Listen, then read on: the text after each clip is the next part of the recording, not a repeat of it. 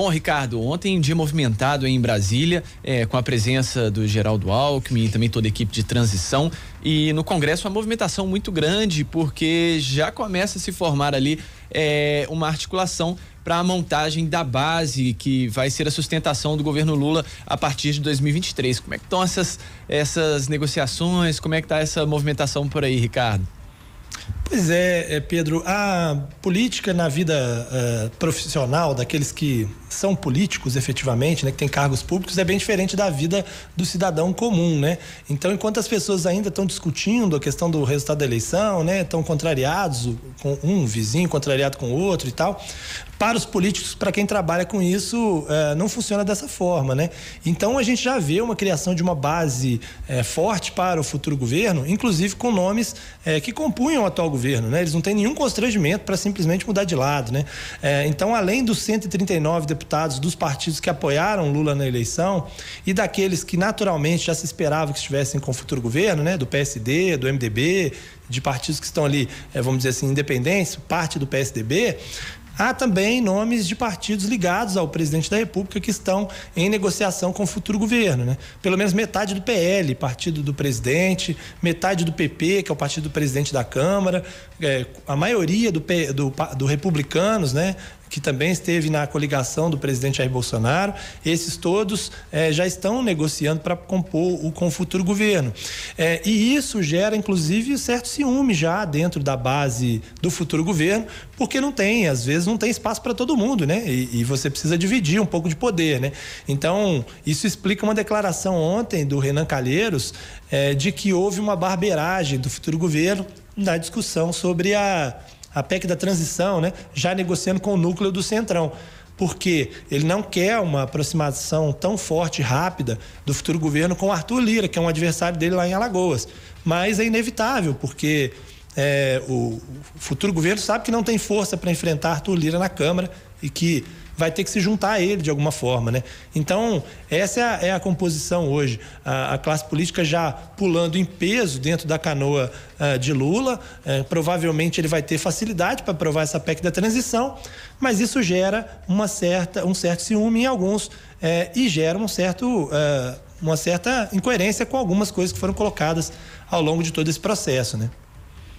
É isso, Ricardo. E algumas promessas que começam a ser um pouco flexibilizadas, né? De acordo aí com o que a gente tem visto. Queria que você trouxesse as informações sobre isso. Assim, o que pode mudar, o que não pode mudar, o que não deve seguir aquilo que foi prometido durante a campanha.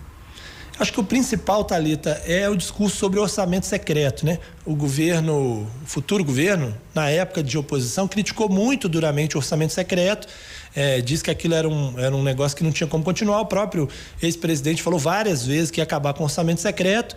E agora, em meio a essa negociação com o Centrão, para que aprove outras coisas, como, por exemplo, essa PEC da transição, a possibilidade de isenção de imposto de renda, para montar essa base e garantir uma maioria, né, sobretudo na Câmara, tem uma conversa com esse núcleo do Centrão em que já se relativiza essa questão do orçamento secreto, ou seja, é uma moeda de troca e eles vão provavelmente compor para que essas emendas de relator, ainda que mude uma coisinha aqui outra ali, mas que esse orçamento secreto continue existindo, ou seja, aquele discurso todo de transparência no orçamento secreto, isso não pode acontecer, que o dinheiro tem que voltar para o executivo, já está sendo deixado de lado. O futuro governo vai provavelmente manter aí esse mesmo mecanismo que dá poder para Arthur Lira, porque é isso que lhe garante a possibilidade de reeleição, em troca de conseguir aprovar algumas coisas que também lhe interessam, né?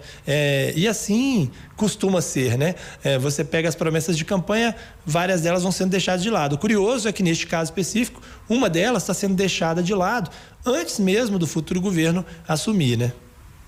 Pois é, né, Ricardo? A política real, né, como você disse, né, já no outro dia das eleições, o pessoal se movimentando, então ela é bem diferente da política com os eleitores, que a gente costuma discutir nos grupos de WhatsApp ou com a família, enquanto a gente está com a cabeça aqui no dia 4 de novembro, o pessoal já está com a cabeça lá em 2023, né?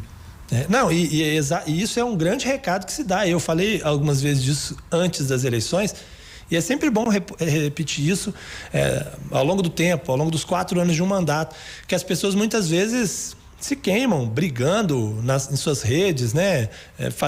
Criando verdades absolutas. E aí, enquanto isso, a caravana continua e os políticos continuam trabalhando todos juntos. De alguma maneira, quem está perdendo é apenas quem está aí gastando a sua imagem nas redes para defender a A ou B de uma forma muito emblemática, né?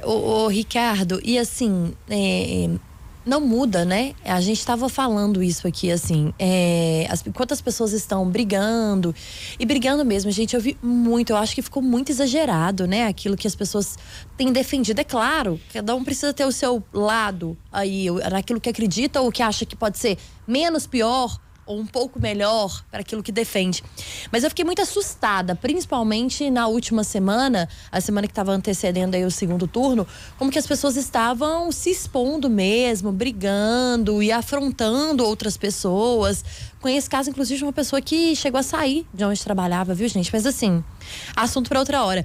Mas é isso, assim, a gente vê que, na verdade, não há muito para onde correr, né? É claro que há pautas que são inegociáveis para determinado governo. Há X e Y que defendem ali coisas que, de fato, até para honrar com aquilo que foi prometido, não vão ser negociáveis. Mas há pauta, gente, que não tem como mudar.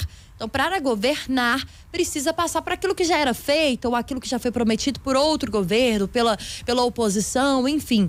E é isso, acho que orçamento secreto mesmo, parece que é um vespeiro mexer nisso aí, né? Exatamente, foi muito usado pela campanha pelo PT de que isso não acontecia, ou foi usado como uma forma de até atacar, né? Mas a gente vai discutir isso em outro momento, viu, Ricardo?